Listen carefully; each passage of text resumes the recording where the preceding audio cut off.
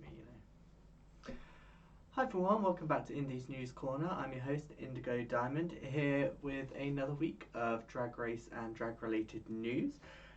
This week we've got season 15 to talk about, the announcement of Drag Race Belgique, and also another queen has announced a new tour which is significant in some sort of way other than just a normal tour.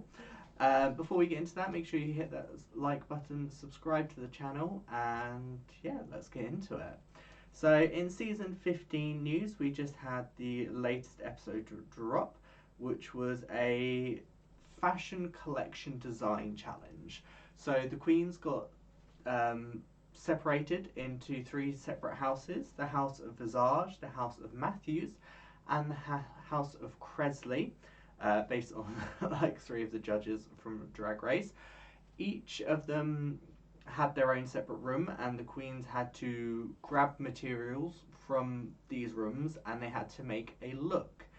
Now, the catch was that this time, not only did they have to make a look, but they had to create a cohesive collection between all of them. So it had to be essentially like a one designer collection sort of thing that you get in fashion shows. I don't know, I don't follow fashion.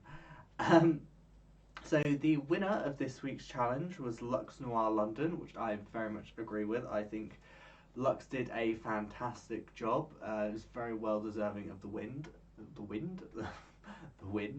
So hopefully this won't be the last one we see from her. Now, unfortunately, in the bottom two, we had Selena STTs and Amethyst. Yes, Amethyst has found herself in the bottom for the third time. They had to lip sync to Queen by Janelle Monáe. Janelle Monáe, yeah. Who was the guest judge this week. So, again, another time where they're having to do the lip sync song in front of the person who does the song. Always, I feel, adds a bit more pressure. Now, the lip sync, I will say, I don't think either of the queens did badly.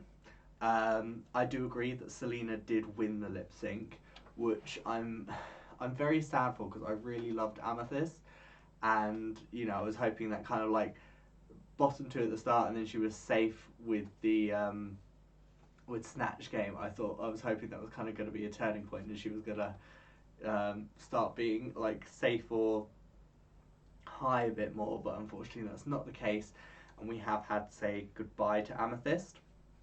I'm sure this isn't the last we'll see of her. I have a feeling, she's such a character. She's very good at comedy. I think she'll come back in the future. This week we also had the reading challenge. Again, doing a lot of the challenges that I think a lot of people want to see more queens do earlier on in the season. I think it is to kind of give everyone that opportunity.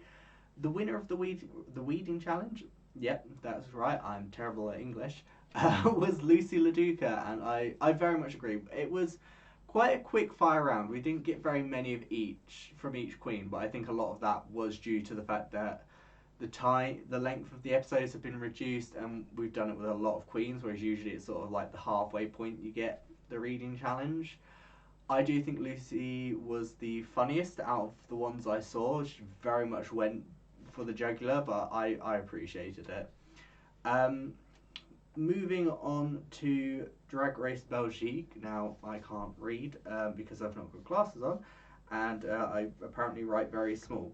So, Drag Race Belgique Season 1 is going to premiere on WoW Presents Plus on February 16th.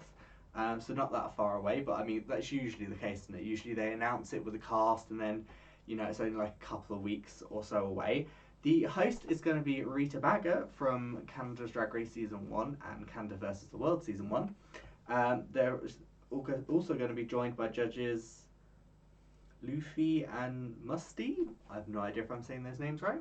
We're going to have 10 queens, and they are Amanda Tears, Athena Sorgelikis, I'm going to mess up most of these names, Brittany Von Botox, maybe, Drag Quen, Edna Sorgelson, Mademoiselle Boop, I love that name, Mockabone, Peach, Susan, and Valenciaga. I'm going to publicly apologise to those queens for any of them that I have messed up, and I guarantee you there was definitely more than one of them that I have not said correctly. But yes, so that's starting February 16th, so, you know, that will be starting while season 15 is still going, because we're definitely not even halfway through season 15 yet. In other news, because that's all the Drag Race news, the queen going on tour that I would like to put out there is Davina De Campo. So Davina De Campo, one of my favourite UK queens anyway. But the reason I thought I'd highlight this is because she was going on tour with the Spongebob Squarepants musical, which is finally coming to the UK, and she's going to be Plankton. I kind of think it would have been funny if she had been Squidward, but Plankton's also a good character. I do love Plankton. I think Plankton's hilarious. I really need to listen to the SpongeBob SquarePants musical soundtrack, because from what I've heard, it's actually really quite good. So I might have to add that to my list of things to listen to. Let me know in the comments down below if you have listened to the SpongeBob SquarePants musical or seen it. How was it? Was it good? Did it exceed expectations? Are you excited to hear that Davina De Campo is going to be Plankton? I mean, a bit random, but hey, I'm excited. It should be good. Davina is very good at what they do, and you know, I've seen her live a couple of times, and I've never been disappointed by her vocal range or just what she does to put on a show. I've seen her in London. Before she was on Drag Race, it was at she was the supporting act for Adore Delano actually, and she also did a show afterwards as well, which was really entertaining. And then I saw her when she went to Club Revenge in Brighton after she had been on Drag Race, and it still just as good.